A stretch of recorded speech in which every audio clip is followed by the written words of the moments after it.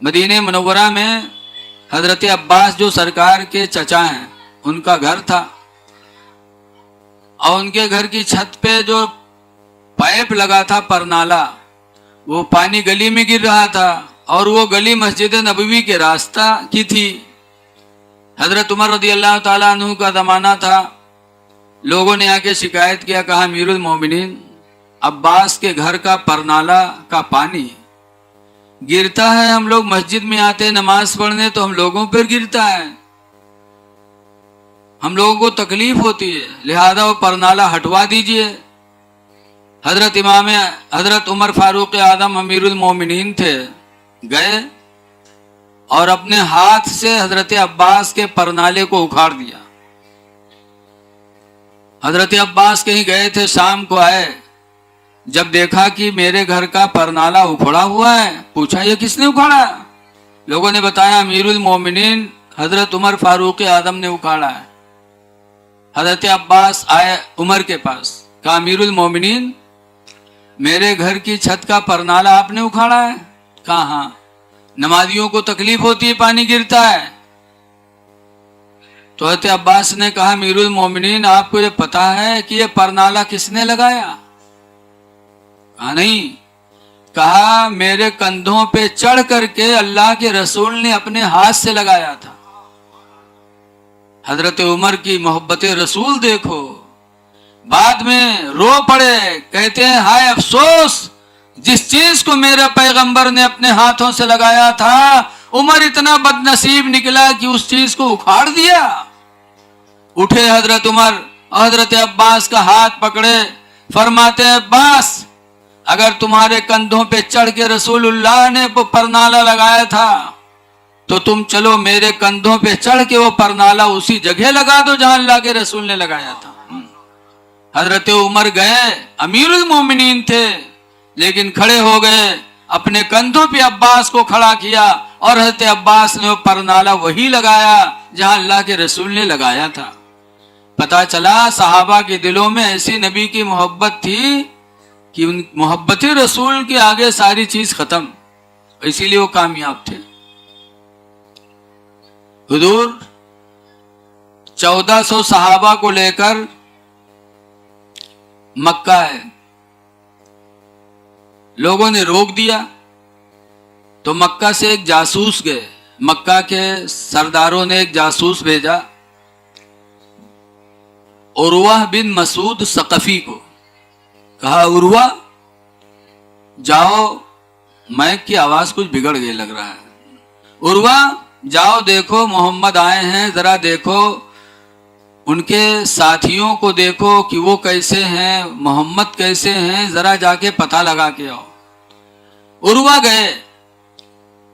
उर्वा का बयान है कि जब मैं वहां पहुंचा तो हदीस में उर्वा बयान करते हैं मा नख्खा रसूलुल्लाह सल्लल्लाहु अलैहि वसल्लम नख्खतन, कोई थूक हुजूर नहीं थूकते इल्ला वक़ाफी यद रजुलिम मिन अस्हाबिही, रजुलिम मिन अस्हाबी, मगर हुजूर का थूक हुजूर के सहाबा में से किसी न किसी के हाथ के ऊपर पड़ता।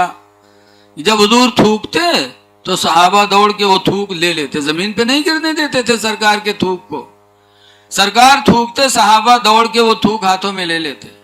वकाना यमसहु बिवुजूहिम, और वो सहाबा उस थूक को अपने चेहरों पर मल लिया करते थे, लेते थे सरकार का थूक और अपने चेहरों पे मलते थे। उर्वा बिन मसूद सख्फी देख कर आए मक्का में और मक्का के सरदारों से कहा, काफिरों से कहा है मक्का के लोगों, खुदा की कसम तुम मोहम्मद का मुकाबला कभी नहीं कर पाओगे। कहा क्यों? कहा उनके साथी इतनी मोहब्बत उनसे करते हैं कि उनका थूक जमीन पे गिरने नहीं देते, जब वो थूकते हैं तो उनके साथी हाथों में लेके अपने चेहरों पे मल लेते हैं। जब उनके थूक को जमीन पे गिरना गवारा नहीं करते उनके साथी, तो उनके खून को जमीन पे गिरना गवारा कब करेंगे? वो जान दे देंगे लेकिन नबी के कदमों, लेकिन नबी पे आंच नहीं आने देंगे। उर्वा बिन मसूद सख्फी कहते हैं तुम कभी उनका मुकाबला नहीं कर सकते।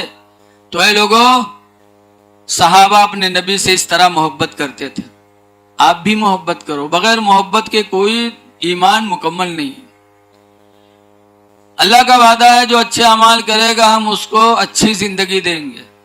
فَلَنُحْيِيَنَّهُ حَيَاةً طَيِّبَةً، تو ہم اس کو اچھی زندگی دیں گے. اب اچھی زندگی کا مطلب کیا ہے؟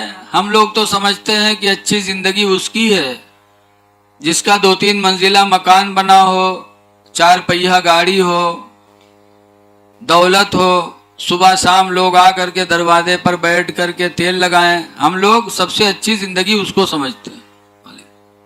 بولو بھائی، ہم لوگ یہی تو سمجھتے ہیں جس کا کاروبار ہو، بھٹا چل رہا ہو، کمپنی چل رہی، ہم لوگ کہتے ہیں اس کی زندگی اچھی ہے. لیکن اچھی زندگی کس کی ہے؟ امام مالک رضی اللہ تعالی عنہ سے پوچھا گیا، اے امام مالک، یہ اچھی زندگی اللہ نے دینے کا وعدہ کیا ہے، اچھی زندگی کس کی ہے؟ تو امام مالک نے جواب دیا تھا، الذی یاکل حلالا، اچھی زندگی اس کی ہے جو حلال روزی کھاتا ہو. وَيَلْبُسُ حَلَالًا، اور اچھی زندگی اس کی ہے جو حلال کپڑے پہنتا ہو، جس کی روزی حلال ہو، جس کا لباس حلال ہو. سب سے اچھی زندگی اسی کی ہے. اس لیے لوگوں کوشش کرو حلال روزی کھانے کی. ایک صحابی تھے جن کا نام ہے حضرت ابو دجانہ. نبی کریم کے پیچھے 5 وقت کی نماز پڑھتے تھے، لیکن فجر میں نماز پڑھ کے بہت جلدی بھاگتے تھے. دعا مانگے کہ پھٹ سے بھاگے، دعا مانگے کہ پھٹ سے بھاگے. 4 نمازوں میں نماز کے بعد بیٹھے رہتے تھے، باتیں سنتے تھے، لیکن فجر میں سب سے پہلے بھاگ لیتے. ایک دن صحابہ کرام نے شکایت کیا کہ اللہ کے رسول ابو دجانہ فجر میں بہت جلدی بھاگتے ہیں. تو حضور نے ابو دجانہ کو روکا، کہا ابو دجانہ فجر میں بہت جلدی جاتے ہو؟ تب ابو دجانہ نے جواب کیا دیا، سنو مسلمانوں، غور کرنے کا مقام ہے. ابو دجانہ کہتے ہیں، اللہ کے رسول، میرے پڑوس میں ایک یہودی کا مکان ہے، میرا آنگن اس کا آنگن ایک ہے، صرف بیچ میں پردے کی دیوار ہے. اس کے آنگن میں کھجور کا پیڑ ہے، اس وقت کھجور پیڑ پہ لدے ہوئے ہیں، پکی پکی کھجور ہیں، اس کی گرتی ہیں، اس کی شاخ ہمارے آنگن میں جھکی ہے. اس یہودی پڑوسی کی کھجوریں رات میں پکی پکی میرے آنگن میں گرتی ہیں. میں نماز فجر پڑھنے آتا ہوں تو مجھے ڈر لگا رہتا ہے کہ کہیں میرے گھر کا کوئی بچہ بیدار ہو کے اس پڑوسی کی کھجور اٹھا کے نہ کھا لے. اس لیے میں جلدی جاتا ہوں اور جلدی جا کر کے اس کی کھجوروں کو جمع کر کے اس کے گھر دیتا ہوں، پھر میں اپنے بچوں کو بیدار کرتا ہوں. مجھے ڈر لگا رہتا کہ میرے گھر کا کوئی بچہ وہ کھجور اٹھا کے کھا نہ لے.